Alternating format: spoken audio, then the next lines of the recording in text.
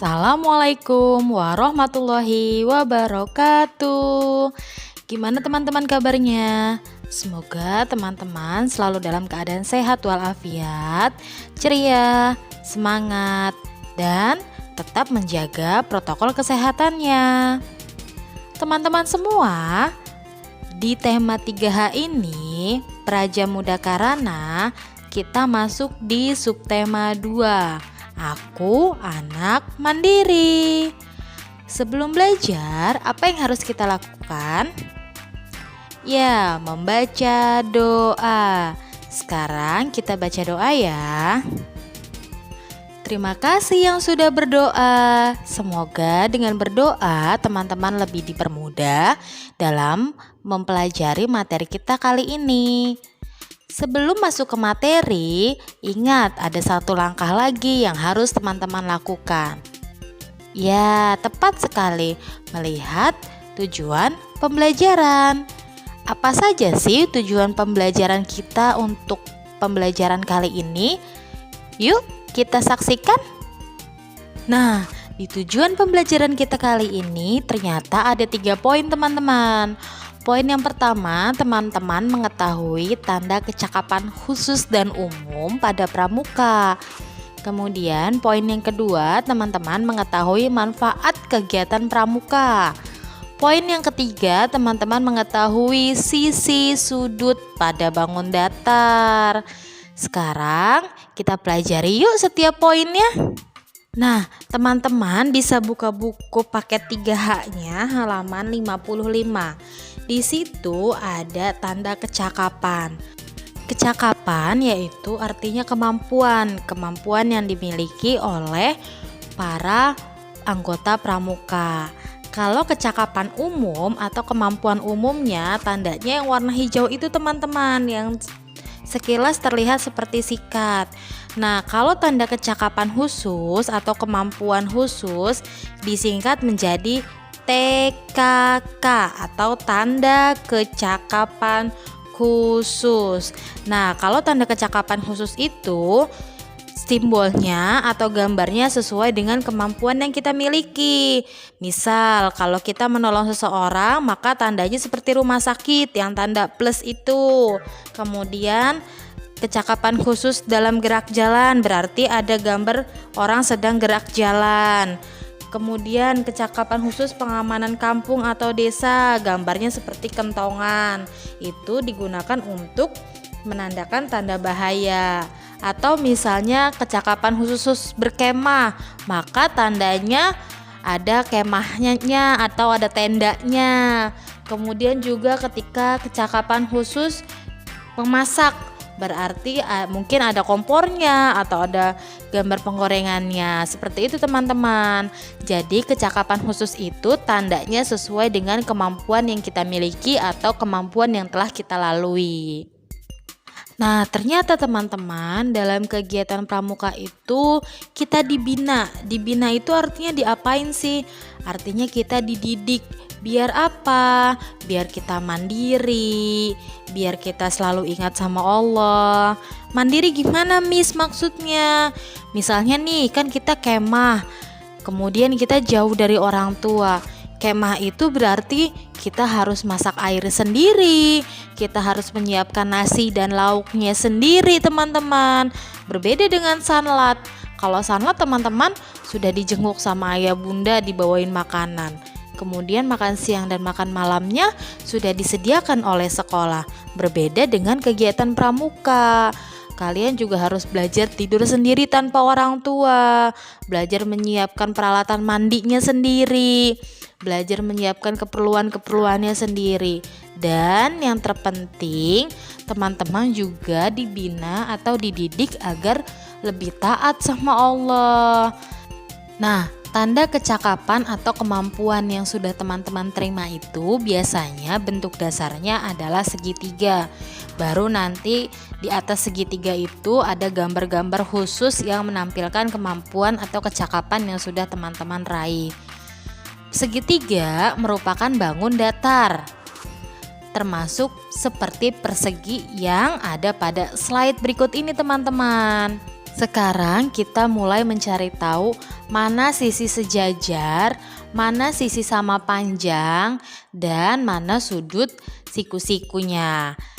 Kita perhatikan pada bangun persegi yang ada di slide ya teman-teman. Coba sekarang perhatikan nama bangun. Nah, nama bangunnya apa nih? Nama bangunnya adalah persegi PQRS. Hurufnya sesuai dengan urutan abjad ya. Persegi PQRS. Sekarang kita cari tahu sisi sejajarnya apa saja. Kalau sisi yang sejajar berarti yang berhadapan dengan sisi berikutnya. Misal PQ dengan SR, karena PQ adanya di bawah berhadapan dengan SR. Kemudian SP berhadapan dengan RQ, karena SP yang di sebelah kiri berhadapan dengan RQ yang di sebelah kanan teman-teman. Nah, karena ini persegi panjang, maka sisinya tidak semuanya sama. Sekarang kita mencari sisi yang sama panjang. Ingat, sisi yang sama panjang sudah pasti adalah sisi yang berhadapan. Sisi yang berhadapan berarti SR dengan PQ, kemudian SP dengan RQ. Jawabannya sama seperti sisi sejajar, tapi ini hanya berlaku di persegi panjang, berbeda dengan sisi pada segitiga teman-teman. Nah, untuk mengetahui sudut siku-siku pada bangun datar tersebut, sekarang kita ingat kembali bahwa yang namanya sudut adalah yang paling pojok teman-teman.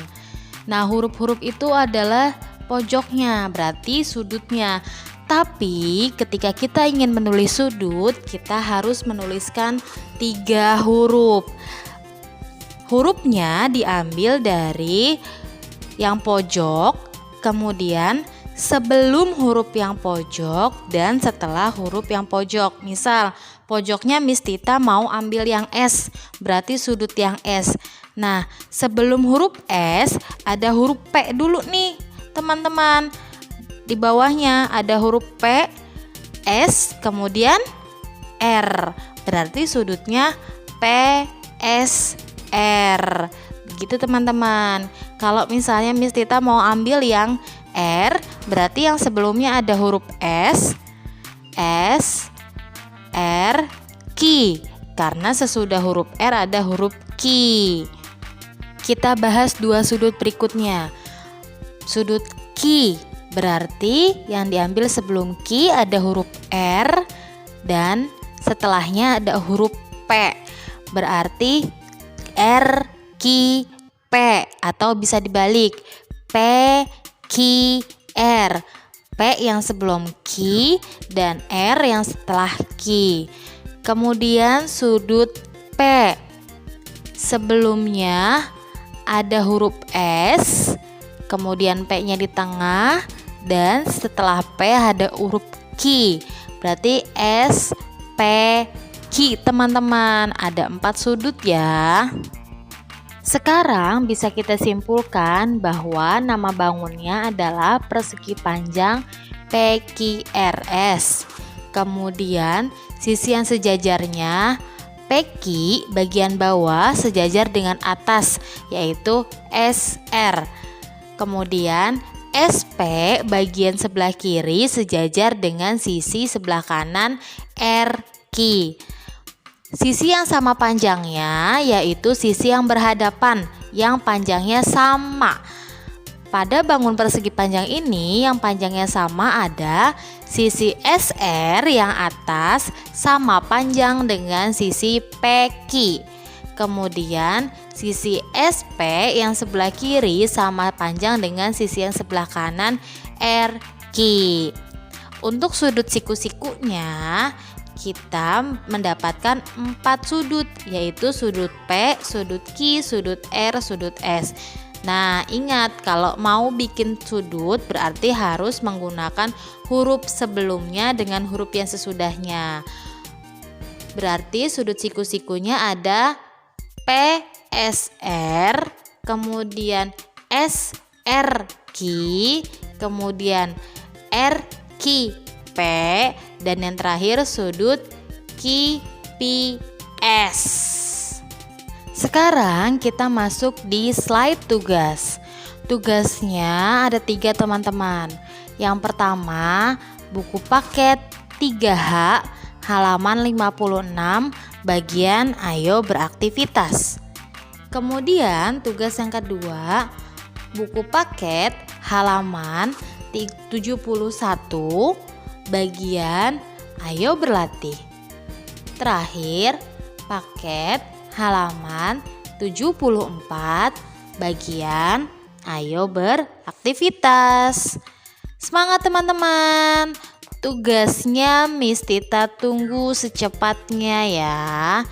Kalau ada yang belum paham, ada yang belum mengerti, silahkan tanyakan langsung ke Miss-nya.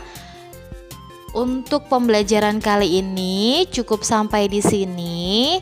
Semoga sampai di akhir video pembelajaran teman-teman masih tetap semangat, masih tetap ceria, dan yang terpenting protokol kesehatannya tidak ditinggalkan. Kurang lebihnya Miss mohon maaf. Wassalamualaikum warahmatullahi wabarakatuh. Semangat terus teman-teman.